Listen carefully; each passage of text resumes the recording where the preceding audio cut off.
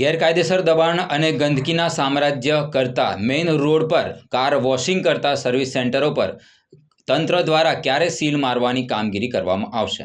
વડોદરા મહાનગરપાલિકા દ્વારા વિવિધ વિસ્તારોમાં ગેરકાયદેસર દબાણો અને ગંદકીના સામ્રાજ્ય કરતા લોકો સામે વડોદરા તંત્ર દ્વારા વિવિધ પ્રકારની નોટિસો તથા સીલ મારવાની કામગીરી હાથ ધરવામાં આવી છે। ત્યારે વોર્ડ નંબર 12ના મુખ્ય કચેરીની સામે આવેલ God of ceramic car service station ખોલવામાં આવ્યું છે। સાથે સાથે બાજુમાં હોસ્પિટલ આવેલી છે। ત્યારે રોડ રસ્તા પર આવા કાર સર્વિસ સેન્ટર ખોલવા માટે કોના દ્વારા પરમિશન આપવામાં આવે છે? તેમાં આવતા જતા રહીશોને કાર ધોનાર દ્વારા રોડ રસ્તા પર પાણી ઢોળવામાં આવે છે અને રાહદારીઓ પર પાણી ઉડે છે। સાથે સાથે ગંદકી પણ કરવામાં આવી રહી છે। તો તંત્ર હજુ પણ ઘોર નિંદ્રામાં છે। ત્યારે જોવાનું એ છે કે તંત્ર આવા કાર સર્વિસ સેન્ટરો પર ક્યારે સીલ મારવાની કામગીરી કરશે।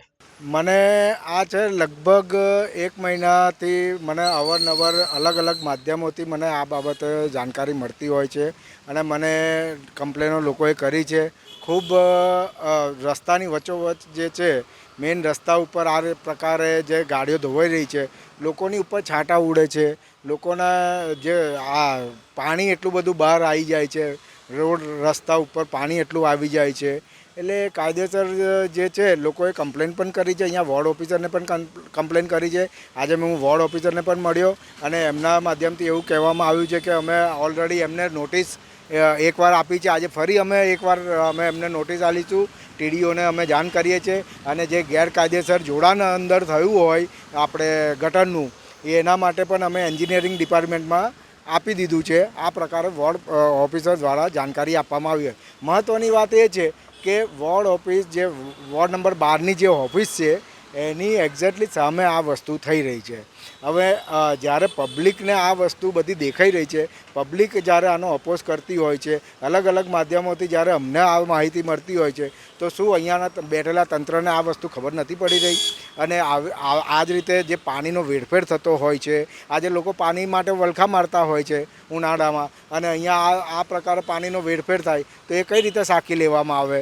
એટલે જે અત્યારે મારું તો સ્પષ્ટપણે એ જ કહેવું છે, જો આને તાત્કાલિક ધોરણે આમને નોટિસ આપવામાં આવે અને જે બી જો ગેરકાયદેસર હોય તો એની ઉપર કડક પગલાં લેવામાં આવે અને ગેરકાયદેસર હોય તો એને બંધ કરાવવામાં આવે। આજે અલગ અલગ જગ્યાએ આપણે જોઈએ છીએ, આપણા માધ્યમથી પણ અલગ જગ્યાને બતાવવામાં આવ્યું છે કે ઘણી એવી જગ્યાઓ છે જ્યાં જે આપણે ગેરકાયદેસર બાંધકામ હોય એ તોડી નાખવામાં આવે છે।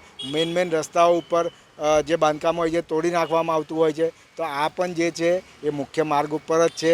આ જે ઇન્ટરનલ રસ્તો આ જે છે અને સોસાયટી બાજુમાં જ છે, અને જ્યારે મુજમવડાવાળા રોડ ઉપર જે ડ્રેનેજ ડિપાર્ટમેન્ટનું કામ ચાલતું હોય છે તો આ જગ્યા ઉપર જે છે ટ્રાફિકનો જે રશ છે એ ખૂબ પ્રમાણે વધી ગયો છે।